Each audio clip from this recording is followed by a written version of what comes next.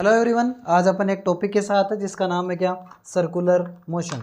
अपन बात करेंगे यहाँ पर सर्कुलर मोशन के अंदर 11th क्लास से रिलेटेड है अपना कि जब कोई ऑब्जेक्ट, अगर इसको ऊपर डिफाइन करना चाहें कि जब कोई ऑब्जेक्ट किसी सेंटर पॉइंट के रेस्पेक्ट में एक फिक्स डिस्टेंस पे रोटेशन कर रहा है तो इस मोशन को अपन किस नाम से जानेंगे, रोटेशनल मोशन के नाम से जानेंगे। यानी अगर अपन इसको डिफाइन करना चाहें या इसको सर्कुलर मोशन के नाम से अगर देखा जाए, क्या है सर्कुलर मोशन या रोटेशनल मोशन, कि कोई ऑब्जेक्ट है जो किसी ओ पॉइंट से आर डिस्टेंस के ऊपर फिक्स डिस्टेंस के साथ कंटिन्यू क्या कर रहा है, रोटेट कर रहा है, कंटिन्यू मूवमेंट कर रहा है। तो इस ड्यूरेशन में इसके द्वारा जो अपने पास इसकी मोशन है, इस मोशन को किस नाम से जानते हैं अपन, सर्कुलर मोशन के नाम से जानेंगे। और जब ये सर्कुलर मोशन कर रहा है, अगर यहाँ पर अपने पास एक चीज़ और निकल के आ जाती है कि यूनिफॉर्म सर्कुलर मोशन,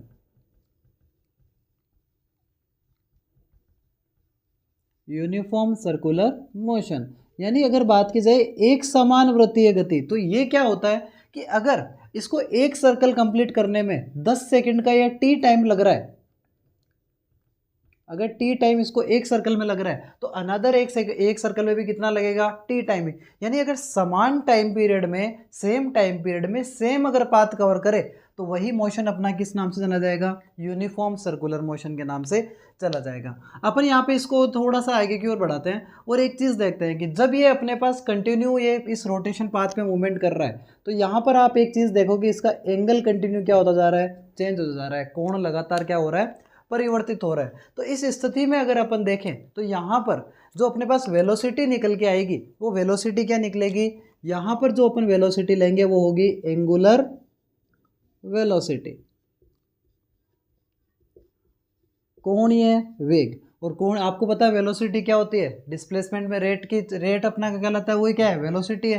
यानी change in displacement is known as velocity. तो अगर इसको अपन आगे की ओर अगर एक्सप्लेन करें तो यहाँ पर डिस्प्लेसमेंट क्या है, एंगल है, थीटा है, और डिस्प्लेस अब टाइम क्या हो रहा है, वो ये है। तो यहाँ पे अपने पास एंगुलर वेलोसिटी ओमेगा बराबर क्या रहेगा, D theta upon D T. ये अपना क्या निकल के आएगा, इसका एंगुलर वेलोसिटी निकल के आएगा। वहीं अगर इसके एंगुलर एक्सेलरेशन की बात की जाए, कोणीय त्वरण की बात की जाए, जिसको अपन एल्फा से डिनोट करते हैं, उसकी वैल्यू क्या रहती है, D two theta upon D T square, यही आएगा। या इसको अपन क्या लिख सकते हैं, D omega by D T के नाम से भी अपन इसको जान सकते हैं। अब यहाँ पे जो अपन ने ओमेगा लिखा है, जो वेलोसिटी लिखा है, इसको अगर अपन डिफाइन करने की कोशिश करें, क्योंकि आप जानते हैं वेलोसिटी इक्वल टू क्या रहता है, displacement upon time. Velocity equal to क्या होता है बेटा, डिस्प्लेसमेंट अपॉन टाइम। इस चीज़ को आप अच्छे से जानते हैं। यानी ओमेगा बराबर डिस्प्लेसमेंट, अगर मैं एक सर्कल की बात करूं, एक सर्कल में मेरा ये अपने पास कितना जा रहा है, 2 पाई, टोटल कितना पाथ जा रहा है, 2 पाई, और आर डिस्टेंस है तो डिस्प्लेसमेंट कितना आया, 2 पाई आर अपॉन टाइम कितना, टी। यानी ओमेगा बराबर कितना रहेगा, 2 पाई आर अपॉन टी। और अगर यहाँ से अपन टाइम पीरियड कैलकुलेट करना चाहें तो टाइम पीरियड कितना निकलेगा, t equal to 2 pi R upon omega. ये अपना क्या निकल के आ जाएगा, टाइम पीरियड निकल के आ जाएगा। अब आप एक चीज़ और देखिए, जब ये अपना ऑब्जेक्ट किसी सेंटर के रेस्पेक्ट में कंटिन्यू मूवमेंट कर रहा है तो इसके ऊपर दो फोर्स वर्क कर रहे हैं, एक तो इसका सेंटर की ओर, केंद्र की ओर, और दूसरा सेंटर से दूर की ओर। तो जब कभी भी कोई ऑब्जेक्ट सेंटर की ओर मूवमेंट कर रहा है तो उसके ओर हमेशा सेंटर की ओर एक फोर्स लगता है, जिसे अपन क्या बोलते हैं, सेंट्रीपिटल फोर्स के नाम से जानते हैं। और आपको पता है फोर्स इक्वल टू क्या रहता है, F इक्वल टू क्या होता है बेटा, एम ए।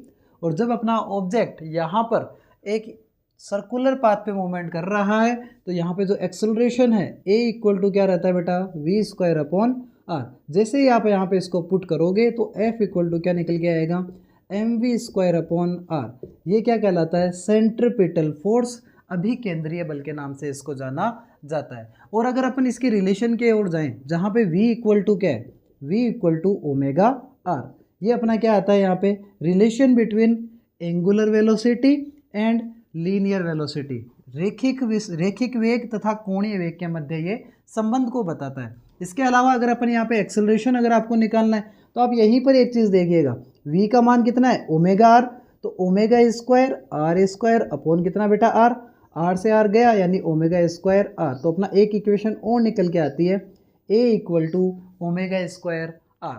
ये अपना क्या निकल के आ गया, acceleration in the form of angular velocity और velocity in the form of angular velocity. तो ये सारी की सारी चीज़ें अपने यहाँ पे काम में आती है। आई होप आपको समझ में आया होगा। मिलते हैं नेक्स्ट वीडियो में, तब तक के लिए thank you, have a nice day students. Channel को लाइक करें, कमेंट करें, सब्सक्राइब करें। Thank you.